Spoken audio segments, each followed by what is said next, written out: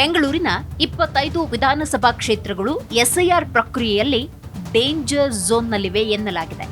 ಈ ಕ್ಷೇತ್ರಗಳಲ್ಲಿ 40% 50ಕ್ಕಿಂತ ಹೆಚ್ಚು ಮತದಾರರ ಹೆಸರುಗಳು ಡಿಲೀಟ್ ಆಗುವ ಸಾಧ್ಯತೆ ಇದೆ. 5 ಕ್ಷೇತ್ರಗಳಲ್ಲಿ 50ಕ್ಕಿಂತಲೂ ಹೆಚ್ಚು ಮತದಾರರ ಹೆಸರುಗಳು ಪಟ್ಟಿಯಿಂದ ಹೊರಗುಳಿಯುವ ಸಾಧ್ಯತೆ ಇದೆ ಎಂದು ಮಾಹಿತಿ ಇದೆ.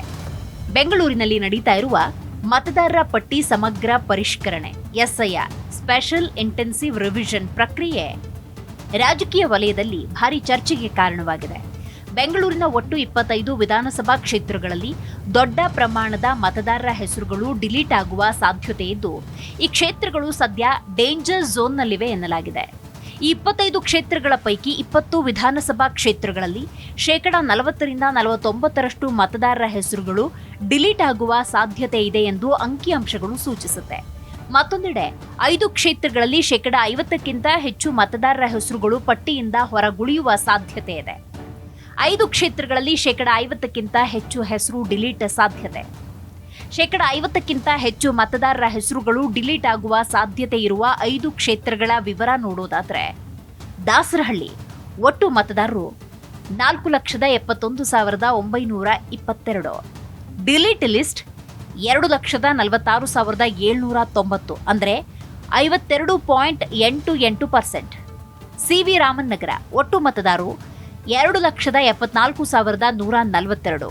ಡಿಲೀಟ್ ಲಿಸ್ಟ್ 1,40,801 ಅಂದರೆ 51.36%. ಬೊಮ್ಮನಹಳ್ಳಿ ಒಟ್ಟು ಮತದಾರರು 4,84,973. ಡಿಲೀಟ್ ಲಿಸ್ಟ್ 2,67,014 ಅಂದರೆ 55.06%. ಬಿಟಿಎಂ ಲೇಔಟ್ ಒಟ್ಟು ಮತದಾರರು 2,82,035. ಡಿಲೀಟ್ ಲಿಸ್ಟ್ 1,46,273 ಅಂದರೆ 51.86%. ವಿಜಯನಗರ ಒಟ್ಟು ಮತದಾರರು 3,20,773. ಡಿಲೀಟ್ ಲಿಸ್ಟ್ 1,65,058 ಅಂದರೆ 51.45%. ಈ 5 ಕ್ಷೇತ್ರಗಳಲ್ಲಿ ಹೆಚ್ಚಿನ ಪ್ರಮಾಣದಲ್ಲಿ ಮತದಾರರ ಹೆಸರುಗಳು ಪಟ್ಟಿಯಿಂದ ಹೊರಗುಳಿಯುವ ಸಾಧ್ಯತೆ ಇರುವುದರಿಂದ ಸಂಬಂಧಪಟ್ಟ ಕ್ಷೇತ್ರಗಳ ರಾಜಕೀಯ ನಾಯಕರಿಗೂ ಇದು ಮಹತ್ವದ ಬೆಳವಣಿಗೆಯಾಗಿದೆ.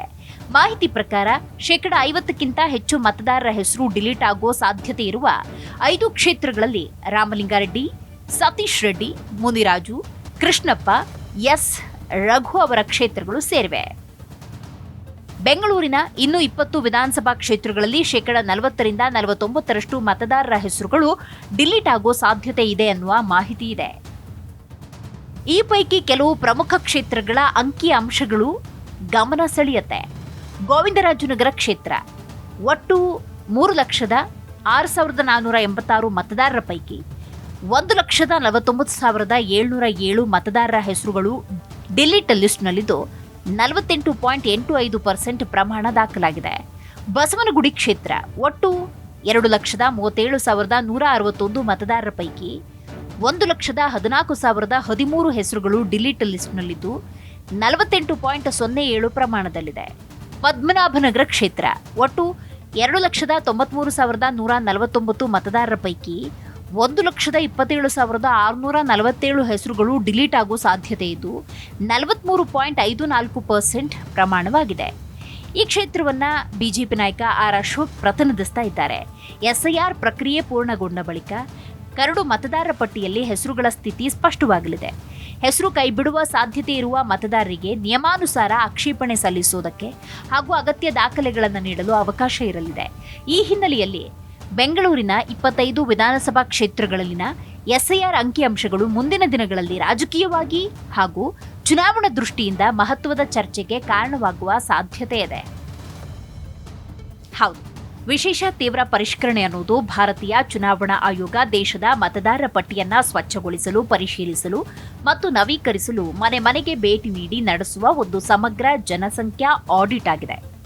ಇದು 2002 ಮತ್ತು 2004ರ ಚಕ್ರದ ನಂತರ ನಡೆದ ಮೊದಲ ಪ್ರಮುಖ ತೀವ್ರವಾದ ಪರಿಷ್ಕರಣೆಯಾಗಿದೆ.